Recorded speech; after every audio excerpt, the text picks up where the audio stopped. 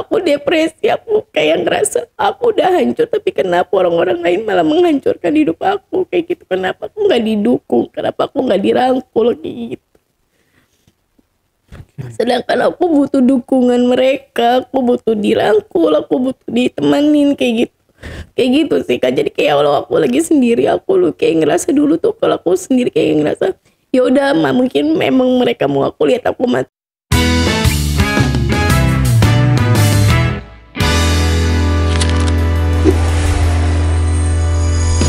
Curhat dong Bang Ale. Assalamualaikum warahmatullahi wabarakatuh. Ketemu lagi dengan saya Ale, Jejak Backpacker. Satu-satunya host paling tampan se-Bekasi dan sekitarnya, yang pastinya wajib diselamatkan dari kepunahan. Dalam segmen Cuble, Curhat dong Bang Ale, kali ini di hadapan saya telah hadir seorang narasumber yang dulu pernah merasakan yang sangat kejam atau sangat jahat menurut saya ya. Dan tidak cuma itu aja, di mana narasumber kita ini pernah mengalami pelecehan. Seperti apa kisah yang dialami oleh narasumber kita ini? Langsung aja kita sapa narasumbernya. Assalamualaikum Kak Dita. Waalaikumsalam Bang Ale. Kak Dita gimana kabarnya? Alhamdulillah baik. Sehat ya. Oke, Kak Dita ini dari mana sih asalnya? Aku asalnya Jawa tapi tinggal di Bekasi. Oh, tinggal di Bekasi, nggak jauh ya. Dari sini berapa jam tadi perjalanan? Karena dari Bogor jadi 4 jam. Oh, macet ya jam kerja Iya. ya. Oke, Kak Sita, seperti yang saya dengar ya di belakang layar, bahwa Kak Sita ini dulu pernah di Iya benar. karena mohon maaf fisik ya. Iya. Karena ada kekurangan fisik ya, membuat Kak Dita ini dibully Iya benar. dan dilecehkan gitu ya sama orang. Nah, ini kejadian pembuliannya itu seperti apa Kak? Nggak apa-apa cerita aja dari awal. Iya Kak, jadi awalnya tuh memang aku kan terlahir dari keluarga yang yang nggak berkecukupan kan. Memang papaku seorang pemulung, mamaku hanya seorang pengamen gitu maksudnya. Dan jadi awalnya aku pernah tinggal sama nenek kan. Karena mama dan papaku tuh nikah, dia tuh beda agama. Sampai pada akhirnya aku dibawalah sama nenek untuk nggak tinggal sama mereka. Sampai pada akhirnya tapi mereka jemput aku dan bawa. Nah di situ aku tinggal sama mereka dan awal mula tuh aku sekolah di SD kelas SD lah. Nah dari SD sini aku udah mulai dibully gitu Kak. Kayak aku dikatain karena kan memang ada fisik di bagian wajah aku yang kurang lah ya mungkin bagi mereka gitu. Terus ditambah lagi aku yang anak pemulung kayak gitu. Kayak nggak bercukupkan, sedangkan aku sekolah di lingkungan yang memang anak-anaknya berkecukupan, cantik-cantik kayak gitu.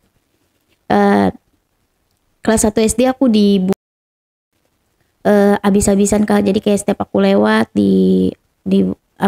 kayak dikata-katain, dibilang dasar lo anak bapak lo cuman mungut sampah, orang yang berasal dari sampah kayak gitu-gitu kan.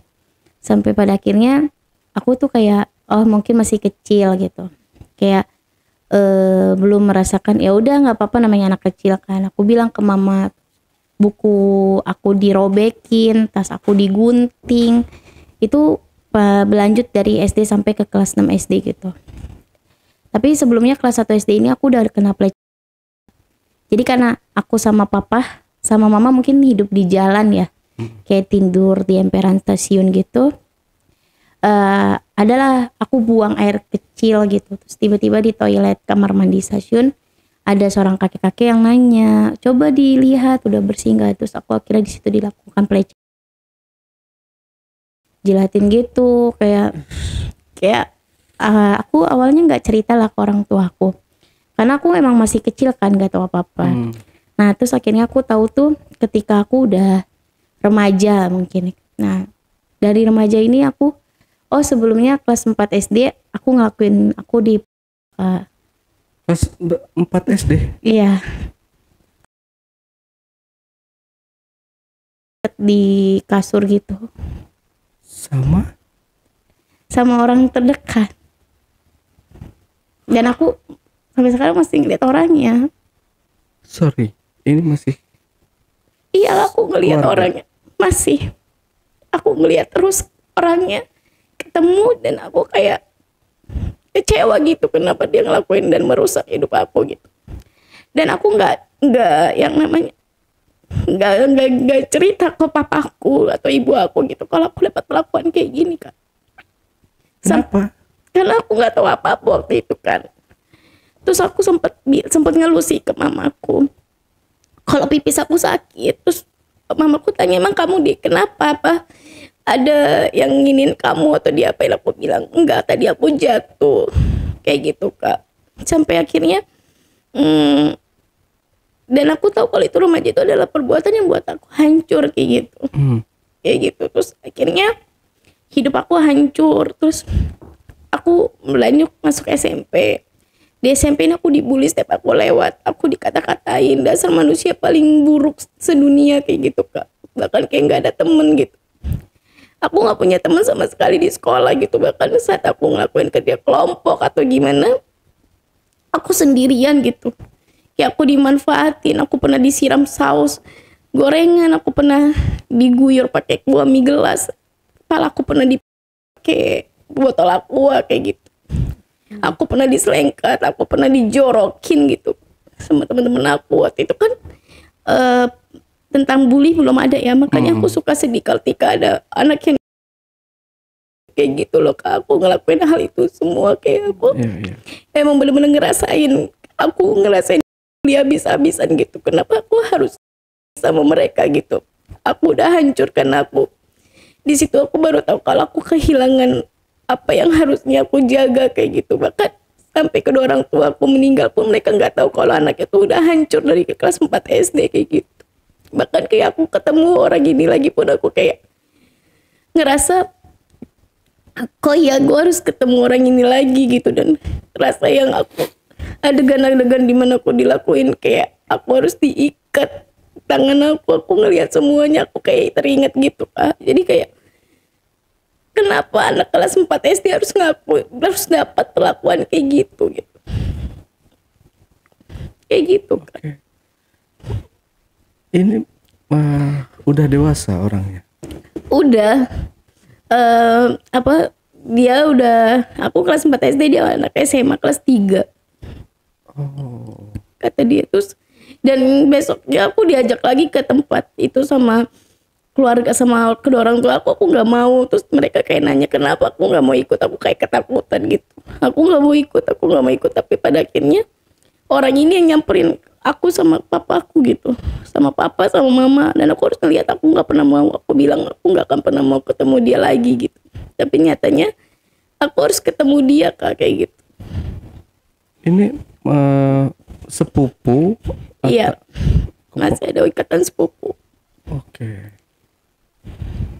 Waktu itu berarti kan ini umur Kak Dita ini kan masih, kalau kelas 4 SD itu 9 ya, 10 tahun. Iya sekitar segitu. 9-10 tahun. Iya. Dan itu si ininya maksa atau gimana nih dia nih? Awalnya dia bilang ayo kita main di kamar kayak gitu. Terus tiba-tiba kita main ini ya, kayak main kayak kita main penyekapan kayak gitu. Terus aku di tangannya kanan kiri sama kaki. Terus tiba-tiba baju aku dibuka, terus dilakuin hal kayak gitu. Oh, aduh gila ya. Terus oke, kita tinggalkan dulu yang itu. Lanjut lagi di masa SMP ya. Di masa SMP itu pembulian masih terus berlanjut nih, nggak hanya di bangku sekolah SD aja. Iya masih berlanjut. Bukan terus kayak dari SMP sampai aku ke SMA itu masih dilanjut ke gitu. Aku pikir ini udah selesai gitu, tapi ternyata aku benar-benar sampai SMA tuh kayak nggak ada temen aku main. Aku Dina, bahkan bukan hanya itu, aku dapat perlakuan yang gak baik juga dari guru-guru gitu. Kayak dibedakan dengan teman-temanku yang lain gitu. Saat ujian, kan memang di sekolahku nggak ada bahasa Jepang kan. Tapi teman-temanku yang lain dapat kunci jawaban, sedangkan aku enggak gitu. Aku tanya kenapa aku nggak dapat, ya karena kamu beda dari yang lain kayak gitu. Bukan hanya teman-teman, tapi beberapa guru pun juga ngelihat fisik aku, ngelihat uang aku kayak gitu loh Kak. Jadi kayak, oh mungkin aku gak punya banyak uang kali ya, mungkin aku diperlakukan kayak gini gitu sih. Berarti fisik, mohon maaf kalau saya salah. Boleh dijawab boleh enggak Kak Dita ya? Ini berarti fisiknya ini memang udah dari lahir atau? Iya, dari lahir. Kecelakaan, dari lahir ya. Ini berarti bisa masuk sekolah di situ berdasar bayar atau beasiswa Kak Dita? Jadi kayak ada orang tua asuh aku gitu Kak, yang mau bayarin aku sekolah. Awalnya aku sempat putus sekolah di SMA. Jadi kayak abis kelas 3 SMP aku putus sekolah kan. Tapi ternyata aku dilanjutin lagi ke SMA, tapi di satu yayasan yang sama kayak dari SMP ini gitu. Jadi ada beberapa teman di SMP di sana juga gitu. Oke. Nah, untuk papa sama mamanya ini tadi seorang pemulung gitu ya. Itu hanya profesi sehari-harinya, apa ada profesi lain selain itu? Ada. Ibu aku kerja selalu malam berangkat, kayak pagi-pagi pulang kayak gitu. Itu tapi waktu masih ada bapaknya nih? Masih ada. Bahkan aku sama papa waktu itu lewat kayak gitu. Aku bawa gerobak ya. Aku bilang, ini mama bukan kayak gitu Pak, itu mama. Tapi mama bilang kayak, aku manggil kan, mama kayak gitu. Tapi dia gak ngobrol respon, terus kayak langsung pergi sama orang lain kayak gitu. Pergi sama orang lain? Iya. Malam hari? Iya, malam hari sama laki-laki lain. Oh, itu dia di pinggir jalan atau?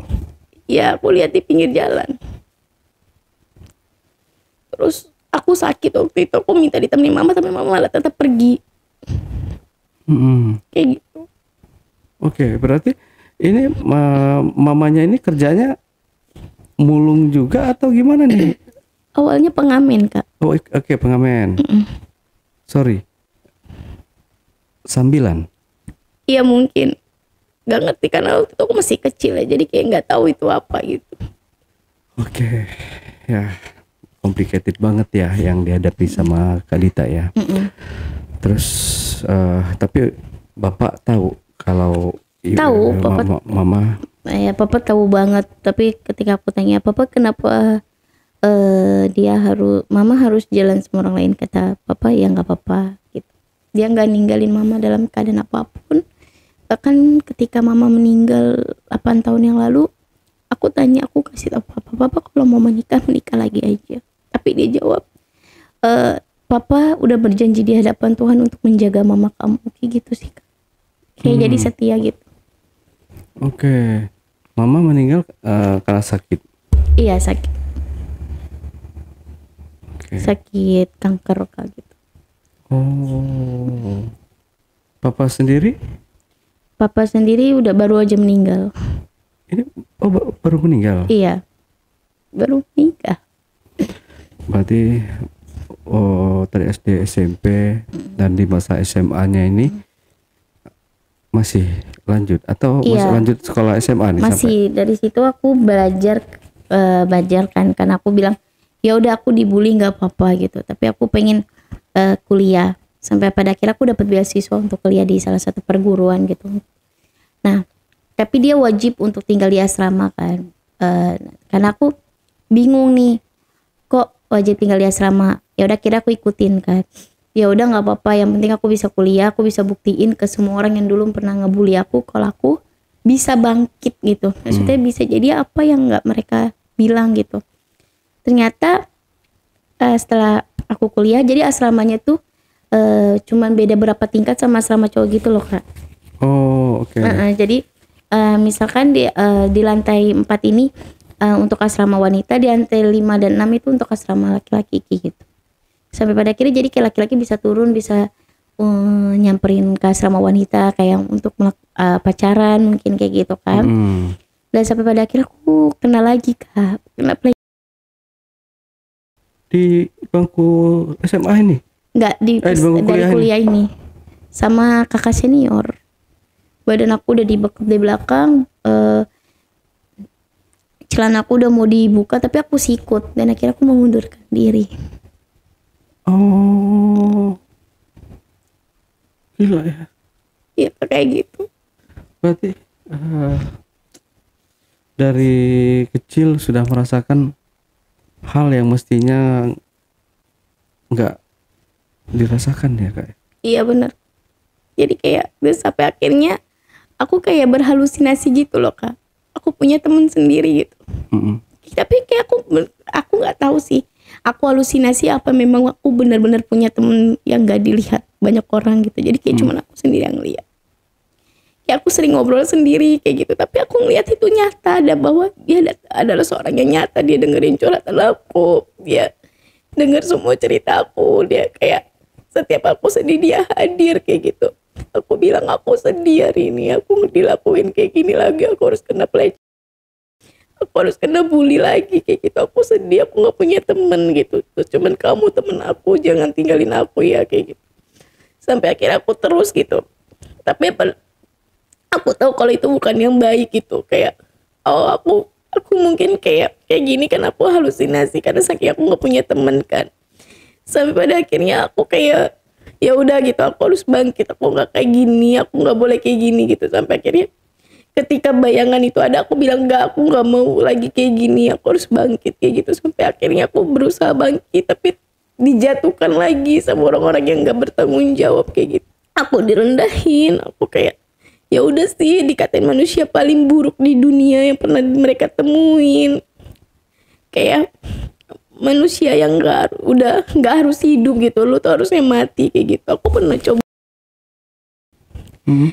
aku udah pernah ngelakuin tapi ternyata Allah masih sayang sama aku. Aku udah pernah minum obat lebih dari sekaligus gitu. Aku pernah minum urat nadi aku kayak gitu, tapi ya ternyata Allah masih sayang sama aku. Saking aku depresinya Kak. Aku depresi, aku kayak ngerasa aku udah hancur, tapi kenapa orang-orang lain malah menghancurkan hidup aku kayak gitu. Kenapa aku nggak didukung, kenapa aku nggak dirangkul kayak gitu. Sedangkan aku butuh dukungan mereka, aku butuh dirangkul, aku butuh ditemanin kayak gitu. Kayak gitu sih Kak. Jadi kayak kalau aku lagi sendiri, aku kayak ngerasa dulu tuh kalau aku sendiri kayak ngerasa ya udah mungkin memang mereka mau aku lihat aku mati, ya udah mungkin mereka, tapi ternyata Allah masih sayang sama aku.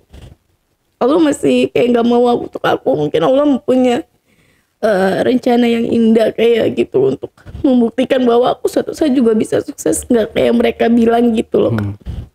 Dan dulu juga mungkin papa kan juga punya masalah hidup gitu. Kayak aku papa tuh sampai benar-benar sadis gitu loh Kak. Kayak aku pakai bambu, aku pakai gesper sampai badan aku luka. Mungkin papa juga capek dan lelah dengan sikapnya mama, atau mungkin dengan banyak orang kayak gitu. Karena dulu papa aku gila judi juga.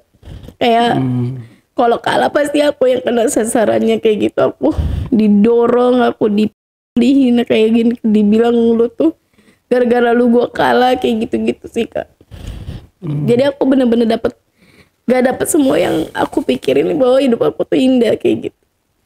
Ya, orang tua yang kita sayangin tadinya bakal benar-benar support system kita penuh banget gitu, ternyata memperlakukan yang nggak semestinya orang tua lakukan. Iya benar.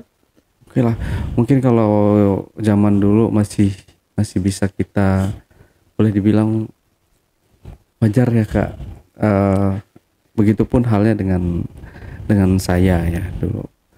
Ya orang tua memperlakukan dengan didikan yang semi militer gitu. Benar-benar kalau dipecut banget, ditendang banget gitu. Oke lah kalau saya laki-laki kan masih bisa kuat gitu ya. Tapi bagi seorang perempuan itu sangatlah nggak apa ya, ya nggak wajar sih.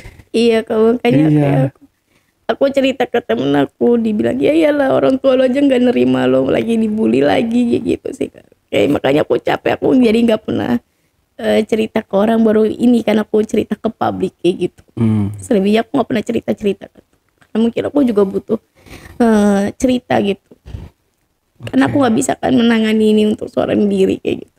Aku nggak punya teman gitu kan. Siapa teman aku? Hanya teman halusinasi yang aku punya kayak gitu. Ini setelah Kak Dita mengalami banyak, bahkan menghadapi perjalanan hidup yang sangat pahit lah gitu kayak. Itu gimana Kak Dita ini melanjutkan hidup setelah kejadian-kejadian itu Kak? Nah akhirnya aku coba deketin diri aku ke Allah aja sih Kak. Kayak perbanyak sholat aku. Aku juga kan mualaf ya Kak, maksudnya. Oh, Ya. malah. Oke. Jadi kayak aku mualaf, aku mendekatkan diri aku ke Allah, aku mulai membangun sholat aku mulai membangun ceritaku ke Allah kayak gitu. Alhamdulillah kayak perlahan-perlahan kayak mulai terbangun hubungan-hubungan baik sih Kak, kayak gitu. Oke. Jadi kayak di situ aku mulai berdamai dengan diri aku mulai mengikhlaskan apa yang udah terjadi, aku mulai mengampuni banyak orang yang mungkin dulu kayak gitu. Ya mungkin mereka nggak tahu ya dulu tuh mereka melakukan hal itu ke orang lain. Oke.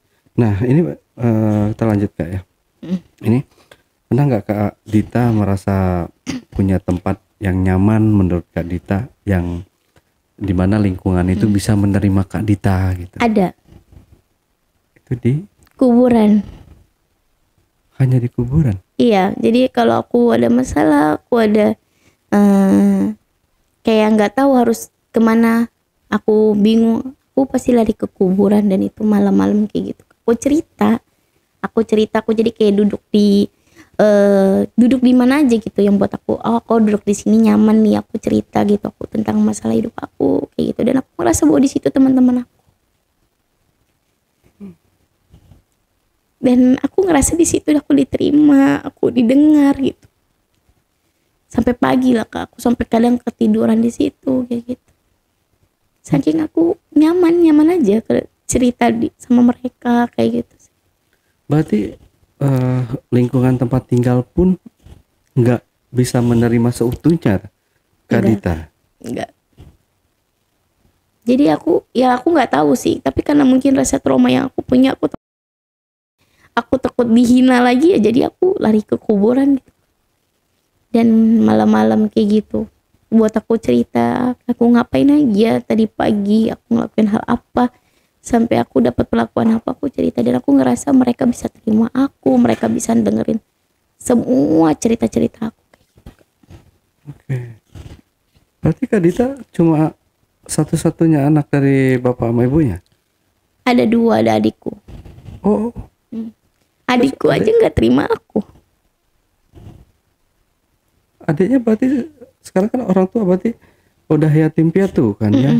Berarti tinggalnya Adikku sudah menikah. adik udah menikah? Dua-duanya? Enggak, adikku 1. Oh adik satu. Oh berdua jadinya. 2 saudara. Tapi adikku aja nggak terima aku. Nggak peduli sama Kak Dita? Enggak. Aku pernah cerita tentang masalah aku kena pelecehan, tapi dia diam, dia cuek, dia nggak ngelakuin hal apa, sedangkan dia tahu itu orangnya ada. Malah ada aku ngehina aku dikatain bodoh, dikatain manusia paling nyusahin. Kayaknya jadi manusia harus cantik. Tapi sekarang masih komunikasi? Jarang sih, seperlunya aja. Nggak ada. Satu-satunya ya. Iya benar. Satu-satunya adik, dan si adik juga mempunyai satu-satunya kakak gitu. Udah nggak punya orang tua lagi, seharusnya saling support, saling merangkul. Iya, tapi aku punya diri aku sendiri sekarang. Kuat banget sih Kak Dita. Karena aku ngerasa ya udah aku punya Allah yang mungkin kekuatan aku saat ini sih. Aku karena kejadian aku benci sama laki-laki, aku nggak ada ketertarikan dengan laki-laki. Saking traumanya Iya, sampai nggak ada hasrat untuk kedepannya untuk ada waktu itu aku menikah. pernah buka hati untuk laki-laki. Maksudnya ya udah aku kasih kepercayaan untuk satu laki-laki gitu. Tapi dia udah ngikat aku, maksudnya udah kayak ngasih aku, udah pokoknya udah ngikat aku. Dia bilang aku akan nikahin kamu, aku nggak akan seperti laki-laki yang kamu ceritain ke aku, karena sebelumnya aku pasti cerita tentang masa lalu aku kan, dan aku memang ngerasain dia mau cerita sama aku, tapi ternyata dia hilang 3 hari nggak ada kabar. Terus pas ngabarin dia bilang ya udah aku lagi nggak di kosan, aku lagi ada tugas kayak gitu. Terus tiba-tiba kayak aku punya feeling nggak baik gitu. Aku ke kosannya dia, aku pegang satu kayak kunci serep kayak gitu. Jadi pas aku ke kosannya dia itu kayak dapat hadiah kejutan yang luar biasa sih Kak. Kayak emang pintunya kekunci, kegembok gitu. Pas aku buka ternyata ada pasangan aku sama wanita lain lagi gitu loh Kak. Oh, kok bisa digembok? Jadi kayak ini pintu, terus ini kayak jendela gitu. Jadi kayak jendelanya berhubungan dengan pintu gitu. Oh. Jadi dari oke. jendela itu digembok supaya bahwa orang itu nggak ada gitu. Dia taunya nggak ada orang gitu. Kayak gitu. Lucu kan Kak? Udah hancur, percaya sama laki-laki malah dihancurin sama laki-laki itu sendiri gitu. Tapi laki-laki itu dia fisiknya normal biasa. Iya, normal biasa. Tapi lucu kan? Dia udah hancur dari kecil, dilakuin bersikap senonoh sama laki-laki, terus mencoba buat ngebangun kepercayaan sama laki-laki, malah dihancurin gitu aja. Sakit Kak, jujur sakit. Cuma aku saat itu aku cuma bisa ketawa aja gitu. Sampai aku bilang kalau kamu nggak bisa terima aku, kenapa harus ngelakuin hal yang kayak gini? Aku udah trauma sama kayak gini, tapi kamu hancurin aku kayak gini gitu. Udah kayak udah nggak bisa nangis sih saat itu, kayak udah ngerasa ya udah, karena emang udah capek nangis mulu gitu. Capek kayak keluar air mata lagi, capek tenaga air, harus keluar air mata lewat tenaga gitu kan. Jadi aku kayak senyum, ketawa, ya udah aku langsung pergi. Aku blok semua akun sosial medianya sampai sekarang sih kayak gitu. Bahkan orang tuanya tuh sempat ngubungin aku karena memang orang tuanya udah setuju banget sama aku kan. Aku pun cerita gitu tentang kehidupan aku sama orang tuanya, dan orang tuanya bisa terima gitu. Tapi ternyata ngeliat anaknya kayak gitu, ya udah. Aku ceritain orang tuanya tahu tentang bejatnya si anaknya kayak gitu. Setelah berarti bokap baru meninggal bulan Mei lalu ya. Selama ini berarti yang menghidupi Bapak Kak Dita. Iya, aku nggak kerja, tapi alhamdulillah ada bantuan dari saudara juga kayak gitu kan, beberapa gitu. Sampai akhirnya papaku harus aku taruh di panti dan aku harus kerja kan, karena kalau nggak kerja uang kehidupan dari mana kayak. Oh, berarti Bapak ini meninggal di panti jompo Iya. gitu ya. Meninggalnya karena serangan jantung. Gak tahu sih, mungkin udah tua juga kan, karena papa sama mama itu beda sekitar 20 tahunan kan nikah usianya. Lebih muda si mama 20 tahun. Iya. Oke. Aduh, pelik hidupnya. Nah, kita balik lagi ke masa-masa setelah lulus sekolah. Setelah lulus sekolah itu kan Kak Dita melanjutkan kuliah ya. Iya. Sebelum melanjutkan kuliah itu kegiatannya langsung lanjut kuliah Langsung atau? Oh enggak, karena lulus terus tiba-tiba mama sakit kan, jadi aku kayak jagain mama.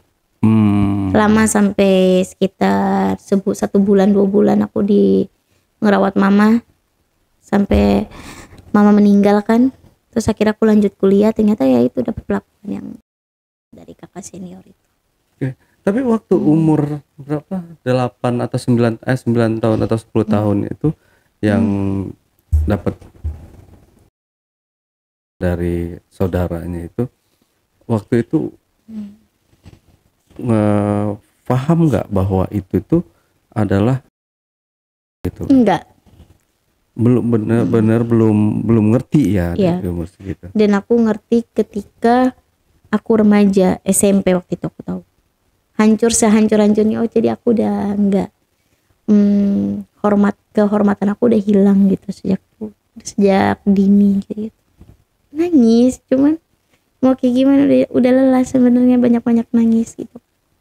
Aku benar-benar memutuskan ini baru 3 tahun ini benar-benar memutuskan untuk nggak nangis lagi, harus bangkit, harus kuat gitu.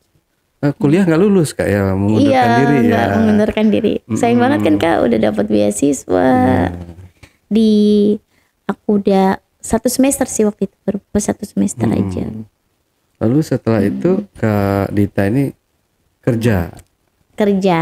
Jadi Banyak sih Kak pengalaman, kayak aku kerja di salah satu stasiun TV jadi agensi kayak gitu. Terus terakhir kemarin jadi ART sih yang dapat perlakuan buruk.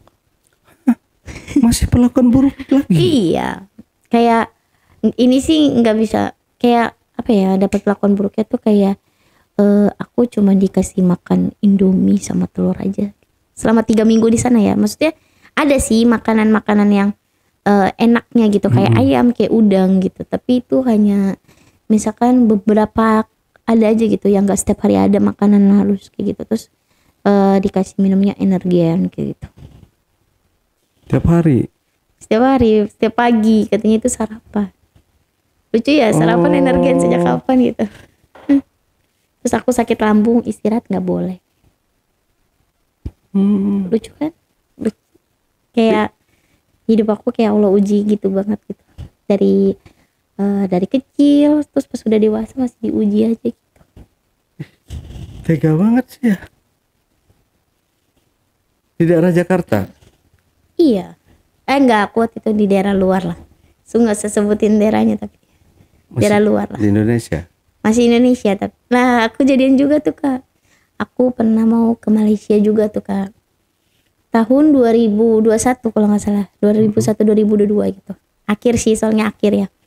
Aku mau ke Malaysia tapi ternyata agent aku bodong.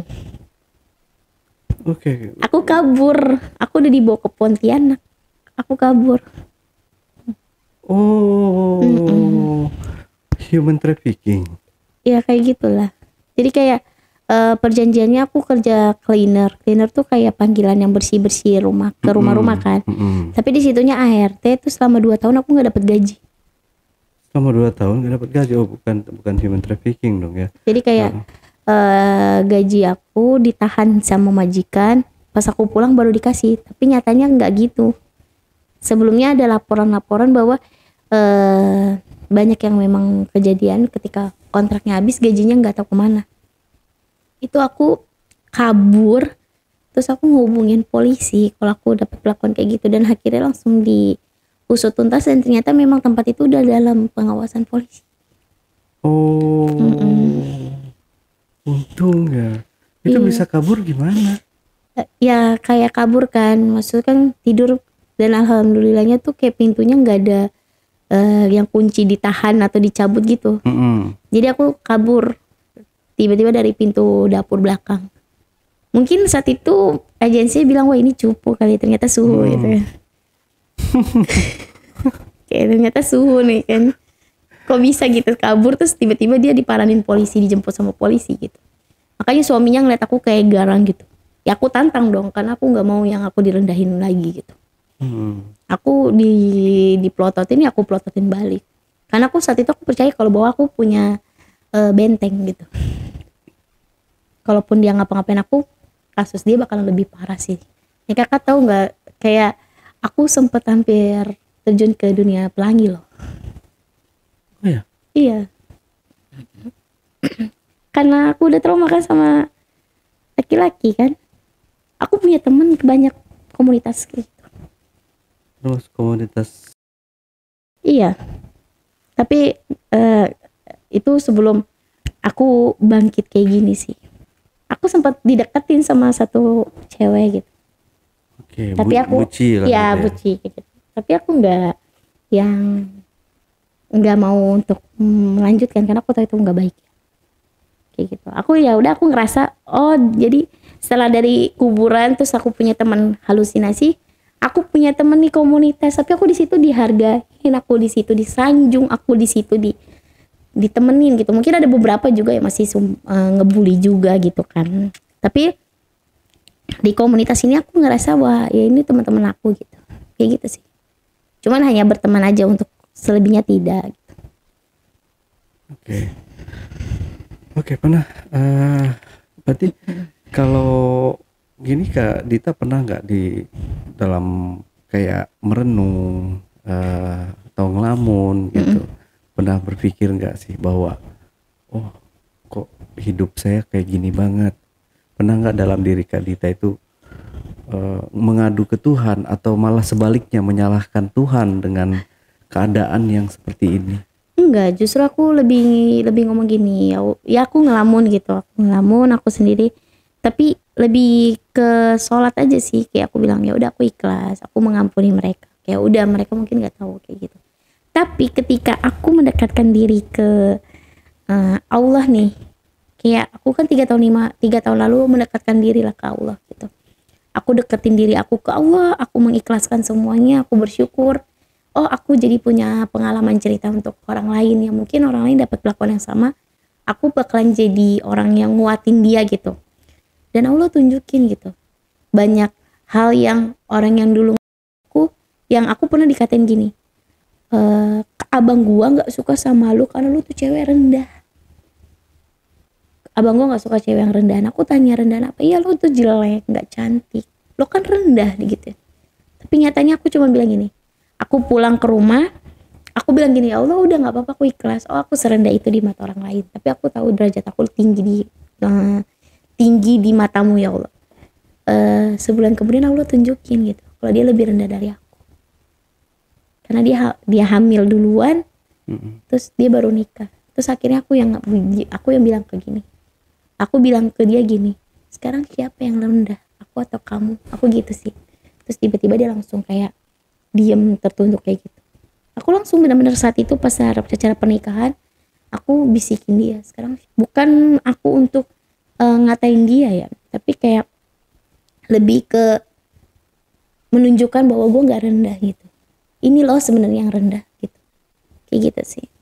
Sebenarnya kan kita harga diri kita yang harus dilihat orang kan, sebenarnya bukan fisik sih kayak gitu.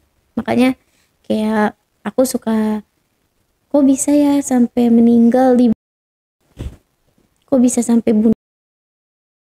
Tapi aku ngalamin sih, cuman belum sampai lewat aja, belum aja ada malaikat ngejemput kan mungkin. Karena mungkin Allah masih sayang sama aku, untuk aku ada di sini ketemu sama Bang Ale untuk menceritakan semua pengalaman aku kan. Ya mungkin banyak nanti yang akan nonton, ada yang melihat, oh, ada yang sama kayak aku kehidupannya, dan aku bisa jadi motivasi buat mereka sih. Iya betul, karena itu nggak selalu nggak jauh gitu loh. Itu bahkan bisa jadi orang-orang terdekat kita sendiri dengan kata-kata yang semestinya nggak diucapkan gitu ya. Kayak gitu. Kayak gini Kak. Aku tuh ngerasain yang tiba-tiba temen satu sekolah di lorong sekolah, terus pas aku lewat dikatain manusia paling jelek lewat, pada tepuk tangan, disorakin gitu, dilempar-lemparin botol minum gitu. Sampai kayak gitu? Iya. Emang ada ya? Sampai nggak habis pikir loh. Iya bener, ke satu sekolah loh. Yang satu sekolah tuh ada SMP, SMA, SMK. Itu bener-bener di lorong gitu. Terus pas aku pernah dipanggil pernah maju karena dapet mewakili sekolah untuk bukan olimpiade sih, kayak champions gitu, kayak mewakili sekolah untuk lari cepat gitu kan. Aku maju di lapangan, itu disorakin sama satu sekolah. Kayak gitu. Mana mungkin nih manusia paling jelek gitu. Sampai ada satu guru bilang, saya nggak setuju kalau dia gitu dipilih akhirnya orang yang beruang gitu. Dan saya pada saat di lapangan lagi upacara saya dikeluarin gitu aja, yang banyak uang ini yang diambil, sampai pada akhirnya udah kalah sih. Oke. Kayak kalah. Ini kan sebenarnya ceritanya sangat menarik, Kak Dita ya. Yang saya mau tanyakan, kenapa pilihan Kak Dita podcast di sini pengen mengenakan penutup wajah? Karena aku nggak mau aja gitu nanti orang yang kenal sama aku merasa bilang drama lo gitu, pakai cerita-cerita ke sosial media, mau apa sih, mau dilindungi netizen gitu, karena kan orang beda-beda gitu kan, gitu sih. Menurut saya kan biar siapa si pelakunya yang dulu mungkin nonton tayangan ini kan, biar mereka bisa sadar gitu, biar mereka malu. Ya itu sih kalau pemikiran positifnya ya. Tapi kalau pemikiran negatifnya beda. Karena aku pernah cerita gitu ke orang, ke teman, ke guru sih. Terus guru ini manggil teman-teman aku kayak gitu. Tapi kayak gitu, ala drama lo gitu. Baru kayak gitu aja ngadu-ngadu kayak gitu. Apalagi kayak gini kan, bukan hanya 1-2 yang menonton, tapi hampir seluruh Indonesia nonton gitu. Nanti dibilangnya miss drama lagi kayak gitu. Capek sih sebenarnya kayak ngadepin orang-orang yang hanya berpikir kayak gitu aja gitu. Tanpa dia tahu mental aku sebenarnya rusak. Tapi aku masih bisa ketawa, masih bisa menghibur orang gitu. Tapi di saat aku lagi sendiri aku nangis. Ya aku capek gitu, aku capek kayak gini, aku capek dibully, aku capek ketika aku semangat kerja tapi ternyata aku diperlakukan gak baik kayak gitu. Oke, Kak Dita ya, perjalanan hidup yang menurut saya lika-likunya luar biasa, dan sampai sekarang Kak Dita masih bisa berdiri tegar gitu dengan cobaan-cobaan yang dulu pernah dihadapi. Dari sini mungkin banyak hikmah yang dapat kita ambil ya dari cerita Kak Dita ini ya.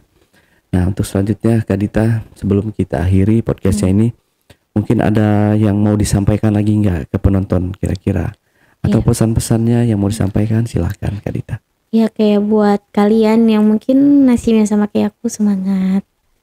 Hidup itu masih panjang, serahin sama Allah. Insya Allah kalian akan nemukan satu kebahagiaan yang emang kalian gak pernah dapet. Dan buat kalian juga yang korban, jangan pernah merusak mental orang gitu.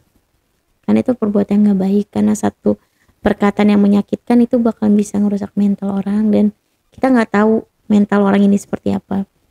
Karena kan banyak karena kita nggak tahu orang yang kita katain, kita hina itu mentalnya seperti apa kayak gitu. Jadi kayak ketika lo mau menghina, coba tolong sadar diri aja sih, karena memang manusia itu nggak ada yang sempurna. Soalnya kesempurnaan itu hanya milik Allah sih. Oke, Kak Dita, terima kasih ya. Oke, teman-teman, itulah tadi obrolan saya bareng Kak Dita. Jangan lupa untuk selalu support channel YouTube Ale Jejak Backpacker dan channel YouTube Jejak Backpacker. Buat kalian juga yang punya pengalaman menarik dan ingin bercerita langsung di studio Jejak Backpacker, teman-teman dapat menghubungi admin melalui nomor WhatsApp di 0858 47683. Wassalamualaikum warahmatullahi wabarakatuh.